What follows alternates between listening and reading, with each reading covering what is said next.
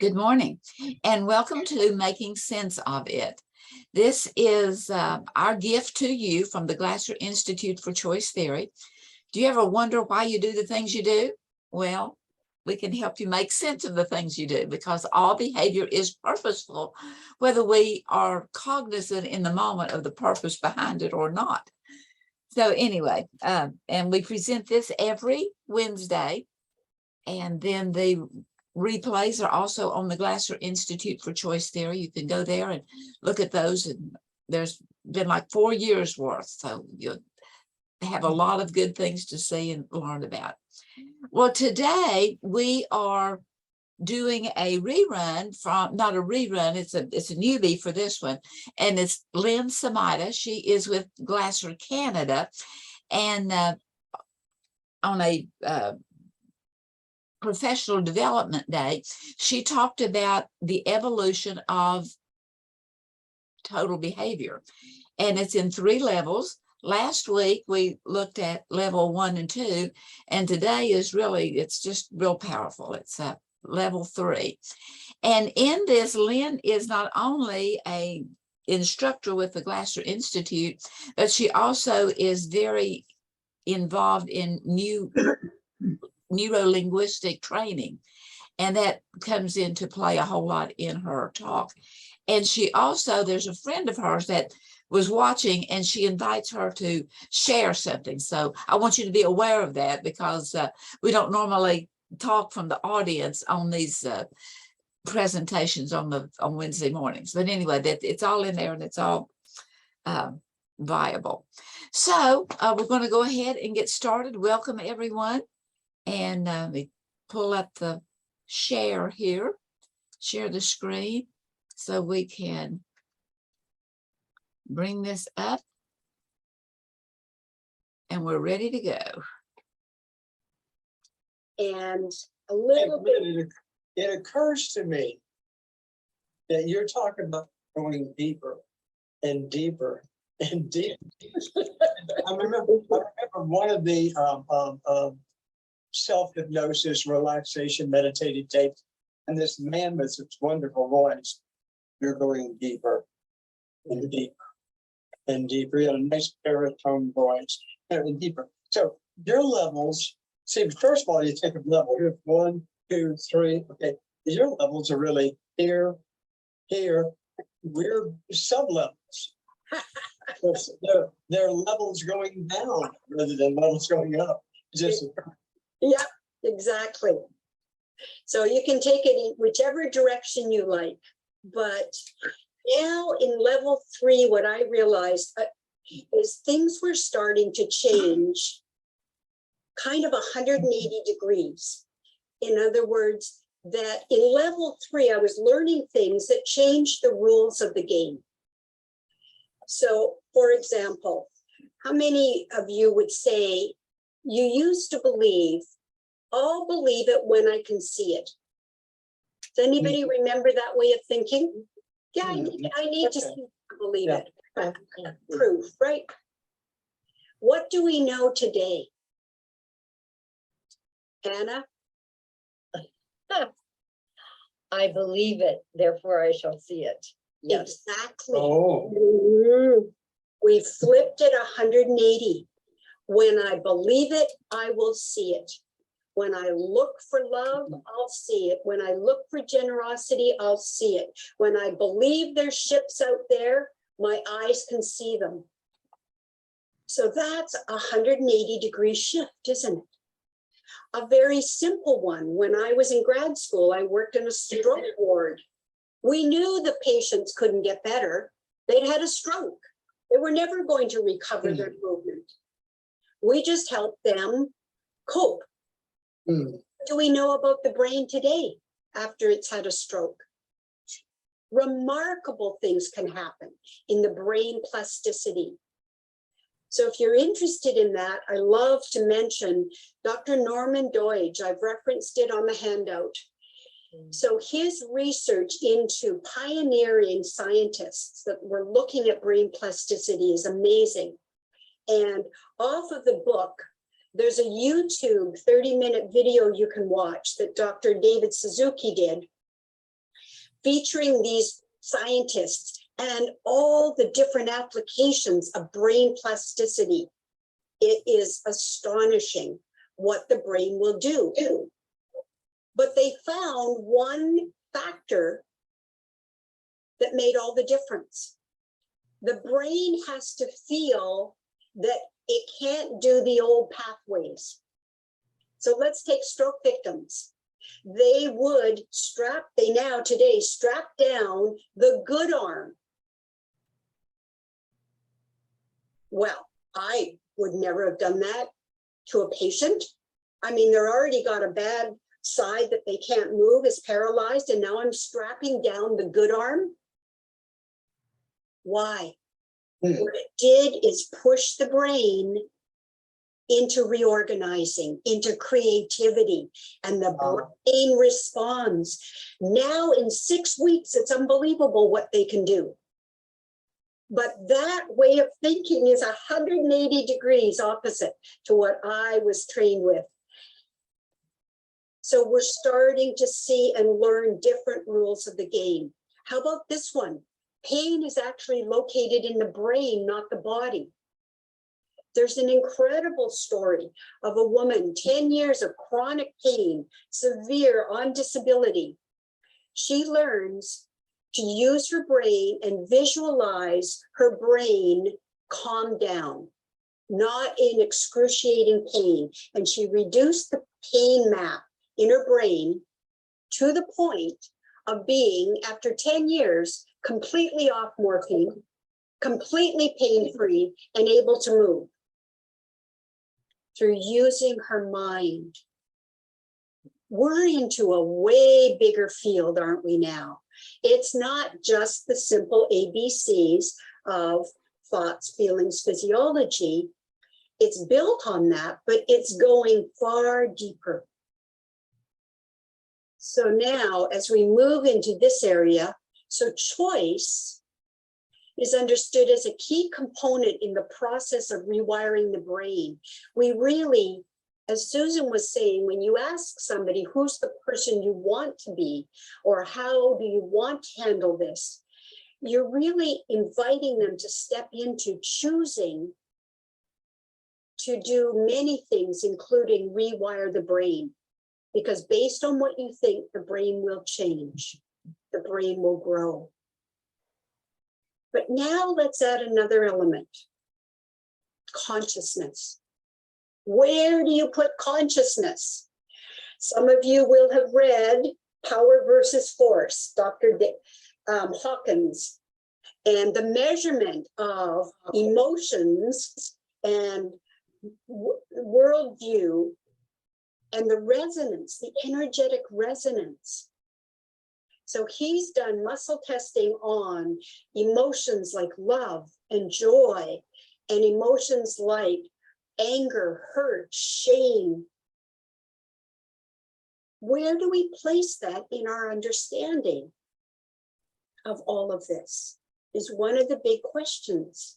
Because today you could have somebody coming to a basic week who might ask you that question. How does consciousness fit into this whole theory of human behavior that Dr. Glasser has offered us? So I want to open this up for a little bit of conversation, and the whole idea that our consciousness is now guiding how we live our lives, how we create versus matter. This is a very different understanding that from what most of us have been raised with. So, and lastly on there, I put identity then continues to evolve, led by an inner essence, spirit, whatever you like, connected to that which is greater. We're starting to realize there's more than just the three that we probably most of us knew: have, do, and be. Many of us started off getting the have, all the things we have, then we get on into the doing. But now we're in an era where people are addressing the being, And that's a bigger piece than just the component of an action or a thought. So let's go to some sharing around these ideas.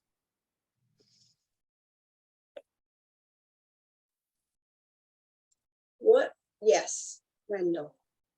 And Anna, you're gonna He talk. was gonna- Yeah, Anna, You were gonna say, breath, I love it when I know how good you are at taking a breath and coming into ourselves.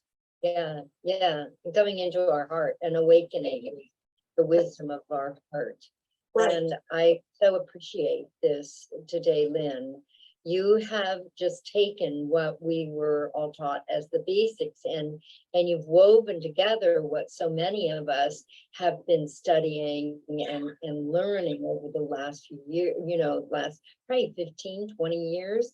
And yet it's not a this or that, it's a weaving, and you have taken us to a depth that I as an integrative health and wellness practitioner, I'm so grateful for this, Lynn. You really have just taken it to a much deeper level. Because so Anna, and I want you to speak because I know you know this, like the resonance of the heart. What are we discovering? You see, we're over, I guess, in physiology because it's body, but what are we discovering about that?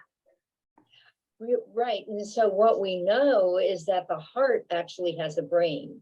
And it's like, what? A brain in your heart? Yes. They have discovered that there are over 40,000 neurons in your heart that mimic your cranial brain. And there is a conversation going on continuously between your heart and your brain. And that can either be a very incoherent, jagged conversation that's really kind of stuck in those non-heart qualities, if you will. Anger, fighting. Yes, yes. And so, and then there is the possibility of a coherent conversation that's going on, right? And what's happening with the energy coming out just from the four of us, there is a coherence that is happening because we are like, oh, we are appreciating, we are celebrating, we're grateful, we're in a state of gratitude, which all of those states of being that we know through the power of force, power versus force, really activates within us. So there's a connection going on right now. There's a respect. Lynn, you have the ability, you really do have the ability to bring people in. There's not anything that's like, but there is a respect and also just an activation for more learning and you model that. And I'm just and the reason I place my hand on my heart is that when you place your hand on your heart, what you're doing is activating calming centers in your brain. So that is a behavior right here, right? So placing your hand on your heart. And then if you breathe in gently for 5 seconds on the in count and 5 seconds out, in and out, what you're doing is you're putting yourself in a safe place, meeting a need for being safe and secure. Because if there was a tiger chasing you, you would not have your hand on your heart, breathing in quietly, in and out, right? So what you're doing is you're activating calming centers in your brain. And I just got off the phone with a client. I do a lot of surgical healing coaching right now, working with people going into surgery and after they come out. And when we can be in a state of healing before we even go in for the surgery, And that healing activates when we're calm. It doesn't activate when we've got fear and anger and stress and all of that, and worry. Worry is one of the word for us. So, but when we can be in that state of calm, and there's actions we can take, Yes. you know, to get there, and the whole understanding of the whole neurobiology, I'm over the top thrilled with. So I put my hand on my heart in just deep gratitude for you, Lynn, and for the opportunity that we have today to cover this, you know. Thank you. And this is that, but that was such a beautiful example of a deeper, richer understanding of working with the physiology, with the neurology, through an action, incorporating energy and resonance and what it does. Like, it's a very big rippling out, isn't it? And it's not the ABCs. We need those first ABCs, the basics. We need to get those pieces in place before we open it up, you know, too much. But we can start to include little bits and pieces of this. And I think it really keeps it exciting and expanding for the learner. Susan, anything you'd like to share? Oh, sorry, I'll come back to Wendell in a minute. Susan. I'm just thoroughly enjoying this. I've got a group of counsellors I'm doing advanced practicing with, and I'm going to take this material straight back to them, because we had discussion about this the other day, and I thought, I actually said to them, I need to be talking to Lynn. So yeah, this is so valuable and so rich. Thank you very much. You know, Dr. Glasser was such a pioneer in terms of really understanding all behavior is purposeful. Like when he stepped into the field of addictions and stepped into health and got huge criticism about, are you saying I'm choosing to get sick, or I'm choosing to be an alcoholic, or that it's a choice? And you see, this is where we have to differentiate between what is consciously top of mind I'm choosing, and what patterns am I doing to manage, to cope. Each and every one of those patterns is leading somewhere. It's leading towards dis-ease in the body or ease. And so which way are we pointing? Are we able to comfort our body? We know as well the stomach has all kinds of neural cells. So now when people say, I have a gut feeling about something, that's not just something to be laughed at and poked fun at. Oh yeah, right, you've always got gut feelings. No, actually, there's a brain. There's intelligence there that's communicating from the gut to the heart to the prefrontals and so on. So we keep adding layers of information that we need time to kind of talk and absorb, and how does this fit and how does that fit? Wendell, back to you. You were going to make a point. Well, you see, every time one of you opens, think of 2 or 3 other things. And so now instead of getting one, I've got 3 or 4. Is it the Boy Scouts? Is it head, heart, mind, and soul? Who remembers? You know, in other words, there are several things that they were. Yes, that's right. Anyway, and all this makes me think about, well, Martin Buffett's book, Reinventing Yourself. Yes. Yes, and in the book, he takes there may be a lot of other metaphors, but he takes the I just got into the business with a friend of flipping houses, and we got a little condo that we bought, and it's now for sale, and we're going to make a few bucks anyway. And so, does the house need dressing up, a paint job, a few replacement of fixtures here, just a lighthearted kind of a reinventing, you know, are we taking, there are people that say, oh, this kitchen will, the people that bought our home, we recently moved from a house to a smaller condo and know that somebody went in there and said, oh, this kitchen's gonna have to come out. Yeah. It's gonna have to come out. We lived with it for 22 years. It didn't have to come out.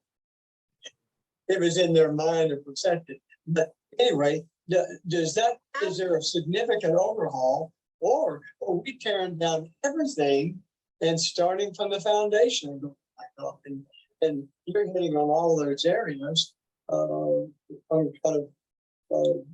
I am, because what I really think we're talking about these days is most of us have done a model of life that had, you know, achieving, succeeding, accumulating, getting, etc. It was all the ways that we learned how to be good people, to be successful people, etc., etc. I think the invitation for the human race is, can we evolve beyond what we learned in those early years of programming? And so if we don't form new pictures of our own evolution, if we don't form new pictures of humanity and our relationship with the planet, it's not going to go well. But we have such incredible information, starting with choice theory and the applications of reality therapy and lead management and so on. The difference we can make for people, as we all know, is tremendous. And we have a responsibility, I think, to keep growing with these ideas. Imagine if Dr. Glasser was alive today and we could talk about all these ideas from neuroscience, etc., etc. Because in his heyday, he was enormously creative. He just was taking ideas and turning them inside out and constantly evolving. I mean, there was a time every conference I went to, something new was coming out. It was like, oh my Lord. Like, yeah. I gotta learn choice theory now. I just got good at reality therapy. I used to annoy myself with that, and now who I am today. And now That's creativity. Now I embrace it. It's like, yeah, we thought that way, but you know, now we have new information, and it's so really see it as creativity. So yeah. And now if you think about the quantum field, Yeah. and whether you believe or know anything about it, the very little bit that I know is a wave turns into a particle when there's focus. Now, that's a profound idea. Waves shift into particles and then matter forms and it's with the focus. So it's really pointing to the incredible role what we focus on matters. That means how we think, what we believe matters. All of it interweaves in how we are actually creating our reality day by day and our health or our lack of health. If we're wanting to recover, that focus is an incredible force, but it's more than one thought. Yes. If it was just one thought, we'd all be millionaires. You see, it's about the totality of being. It's the resonance. It's the really stepping in and feeling viscerally in the body what you want to be embodying. So we really need to go into that fuller sense, because just sort of lying on my bed, feeling very hard done by and wishing for $1 million isn't going to do it. That's just like splitting off one element, and it doesn't work that way. So that's what to me is very exciting, is how we do weave these things together into a more cohesive understanding, and how we open to the rules of the game are changing. So I'm going to leave you with one last story. I went to see a woman named Byron Katie, which many of you will know.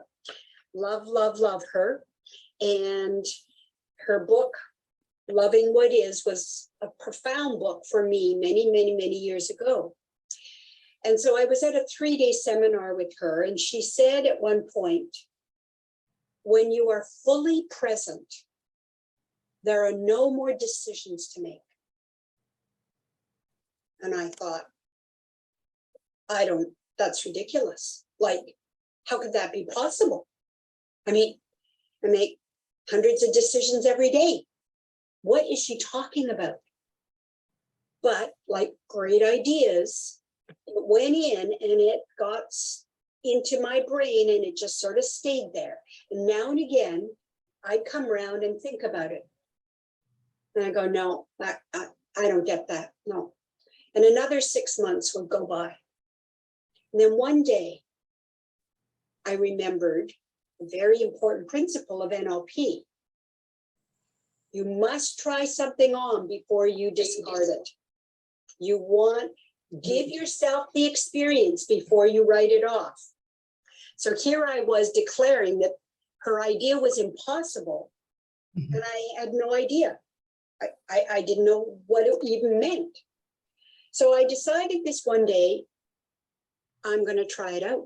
What if it's true? When you're fully present, there are no more decisions to make. So I woke up in the morning, my little feet hit the floor, and I went, oh, it's the day. No more decisions. So I sat there, and my mind went crazy. What are you going to do?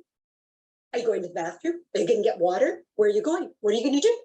And I'm like, shh, I'm not deciding. I'm sitting here. So I'm sitting, and more thinking starts. No. And I'm like, I am not making, I'm going to sit here as long as it takes. I am not making a decision. And so I calmed down finally, I guess. I'm sitting there, and all of a sudden I had stood. And I went, oh, well, I wonder which way I'm going. Kitchen's this way, bathroom's that way. I calm down, just breathe, just be. And then I was leaning towards the kitchen. So I moved towards the kitchen and got some water. And I went, this is very interesting. And then I noticed, moved towards the bathroom. And I was following something that I couldn't even name. And then a little idea popped in. There's a fellow, Doug Dirksen, I'll never forget him. He was having back surgery. He was going to be flat on his back for 6 weeks. And he had written to me asking for a set of cassette tapes that I told him about. And I promised to copy them. This is how old the story is. I would copy those tapes and send them to him so he could listen. And I remembered Doug Dirksen, and I hadn't sent the tapes. I get the tapes. I'm copying the tapes. I'm doing the labels. And my mind is like, are you kidding? Because the part I didn't tell you was I was leaving for Bogota, Colombia the next day. I had a list a mile high to get ready. I had to get brand new American money from the bank because they don't like money that's ripped or torn. And I'm leaving. And this is the day I've decided no decisions. And I'm copying tapes. And then I'm down at the drugstore mailing them. What I want to tell you is I floated through that day. Everything on the list got done, and I never looked at the list. And by that evening, my bag was packed. And I had the most amazing day, completely stress-free. And I finally understood what she meant. Because when you're present, your incredible, wise, whole integrated system knows what's the next right step and the next right step. It was way smarter than my conscious mind that remembers 7 plus or minus things, all right? that mind that worries and makes lists and so on because it can't keep track, it's very limited. The wisdom of your greater mind, your entire system, is so superior. I never would have remembered Doug Dirksen and those tapes if I'd been following my list. And even if I'd miraculously remembered, I would have convinced myself I didn't have time. So that taught me a profound truth, which was radically different than how I was raised. You need to plan. You have to make a list. You have to be organized. You have to be on top. You have to track. And by the way, this is how time works. We were taught all of that. But there is another way to do life.